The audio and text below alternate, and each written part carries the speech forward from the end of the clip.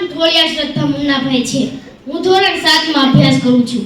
આજે શિક્ષક શ્રી લીલાબેનની વિદાય પર હું થોડું કહેવા માંગુ છું કે જે ભણાવતા પહેલા પુસ્તકની કિંમત સમજાવે એટલે શિક્ષક, કે જે જ્ઞાન આપતા પહેલા જ્ઞાનનું મૂલ્ય સમજાવે એટલે શિક્ષક, કે જે શિક્ષકની વિદ્યાર્થીની જિંદગી બનાવતા પહેલા તેને સાચી દિશામાં જીવવાની રીત શીખવે એટલે શિક્ષક.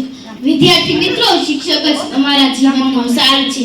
સમય પણ શીખવે છે અને શિક્ષક પણ શીખવે છે.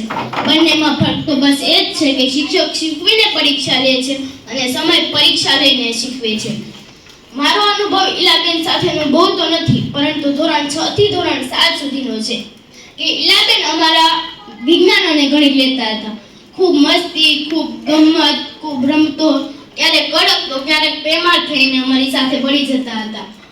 તો આજે પણ હું ઈલાબેનને ખૂબ જ પોતાની મા તરીકે માનું છું. અત્યારે ઈલાબેન મારી મા છે, મારી શિક્ષક નહીં. પણ ઈલાબેનનો સ્વભાવ એવો છે કે તે બધાય સાથે ભળી જાય છે. તેનો ગુણ અને તેનો સ્વભાવ બધા શિક્ષકોથી અલગ બનાવે છે. કે ઈલાબેનનો સ્વભાવ એક ગુલાબ જેવો છે. એ ગુલાબમાં કાંટા હજારો હોય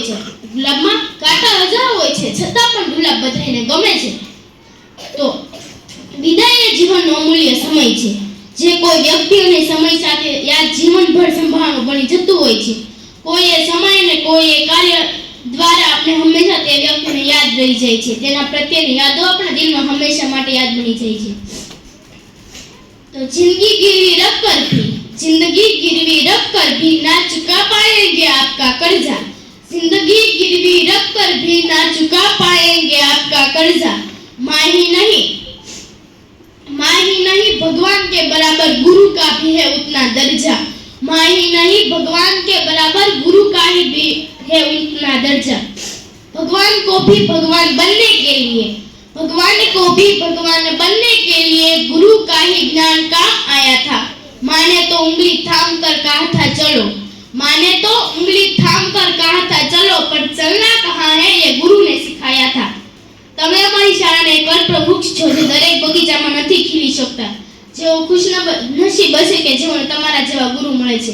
અંતે બસ એટલું જ કહી કે એક વિનંતી છે કે તમારા દિલમાં અમારે બધાની એક જગ્યા બનાવી દેજો, કે તમારી યાદો હંમેશા અમારી સાથે રહેશે. તમે હશો કે ના હશો, પરંતુ તમારી યાદો હંમેશા અમારી સાથે જ રહેશે. I miss you Ilaben.